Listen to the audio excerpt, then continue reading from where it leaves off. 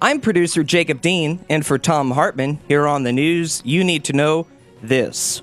For the first time yesterday, the White House was asked to weigh in on the Occupy Wall Street movement that's sweeping the nation with demonstrations underway now in Boston, Chicago, Memphis, Minneapolis, Los Angeles, and here in the nation's capital, Washington, D.C., as well as solidarity demonstrations in other parts of the world like Canada, Europe, and Japan. When asked by reporters at yesterday's White House press briefing if the president sympathizes with demonstrators, Press Secretary Jay Carney said, quote, "I haven't discussed it with him. I'm sure he's aware of it because he follows the news. I would simply say, to the extent that the people are frustrated with the economic situation, we understand," end quote. The fact that the Occupy Wall Street movement is now gaining attention in the White House is a sign that the movement is strengthening each and every day. And just in case there are still doubts as to why the 99% is rising up against the 1% on Wall Street, consider this. The top 1% in America owns 40% of the nation's wealth. The top 1% in America earns 24% of the national income. The top 1% owns more than half of the nation's stocks, bonds, and mutual funds. And the top 1% is taking in more money today than at any other time in this nation since the 1920s. And we all know what followed the 1920s, a Great Depression.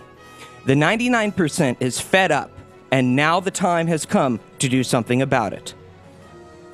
Yesterday, the New York Transport Workers Union went to court to block New York City and the NYPD from forcing bus drivers to transport arrested Wall Street protesters. After police rounded up and arrested 700 peaceful demonstrators on the Brooklyn Bridge over this last weekend, the New York Police Department commandeered 3 city buses to haul off the demonstrators. Now, the Transport Workers Union is going to court to make sure that this does not happen again. TWU President John Samuelson said, "TWU Local 100 supports the protesters on Wall Street and takes great offense that the mayor and NYPD have ordered operators to transport citizens who were exercising their constitutional right to protest and should have been arrested in the first place," end quote. This week, other unions are expected to join the Occupy Wall Street movement, swelling the number of demonstrators in Manhattan's Security Park to its highest numbers yet. Now, with the support of major labor unions, the Occupy Wall Street movement has some teeth. In the best of the rest of the news, a bipartisan group of senators passed legislation last night to impose trade tariffs on China in response to that nation's manipulation of its currency. By keeping the Chinese currency artificially low, China is eating our lunch when it comes to manufacturing and selling cheap goods, causing more and more factories and jobs to leave America bound for China. The Senate's legislation puts in place a trade tariff or tax to level the playing field. But Republicans in the House have already come out against the legislation as their corporate donors fear it could hinder their ability to offshore more American jobs. And there's also a worry it could trigger a trade war with China. Well, here's a news flash. We're already in a trade war with China, and the dragon economy is creaming us. It's time to ditch the so-called free trade and get back to protecting American industries and American workers. Speaking of Republicans not caring about American workers, House Majority Leader Eric Cantor stuck the shiv in the hopes that President Obama's American Jobs Act would pass Congress. Cantor announced yesterday that House Republicans wouldn't even bring the bill to the floor for a vote, let alone pass it, as the American people want. Economists estimate the American Jobs Act could create up to 3 million jobs in the United States, but Eric Cantor called the legislation, quote, unreasonable.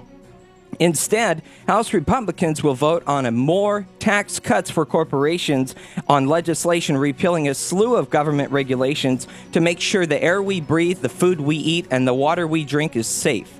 I guess their idea of job creation is hiring more nurses and more doctors to take care of all the people who get asthma when transnational corporations are allowed to pollute more. A new report by investigative reporter Lee Fong with the Center for American Progress uncovered massive hypocrisy among Republicans when it comes to clean energy. What's new, right? As Republicans gear up their attack on green economy loans in the wake of the manufactured Solyndra scandal, Lee Fong discovered that at least 62 Republicans who are on the attack against clean energy loans today have requested or accepted and then taken credit for clean energy loans in their home states. As in, they support clean energy when it's useful for their constituents, but rail against it when it's useful for their political attacks against President Barack Obama. And finally, researchers at the University of London have broken the code as to what makes a song so catchy. According to their research, the key elements that keep people singing a song, often without even wanting to, are long, detailed musical phrases, multi-pitch changes in the hook, and male vocalists accompanied by higher male vocalists. Based on this criteria, the researchers concluded that the top two catchiest songs of all time are Queen's We Are the Champions and the Village People's YMCA. And that's the way it is today. I'm producer Jacob Dean, in for Thom Hartmann on the news.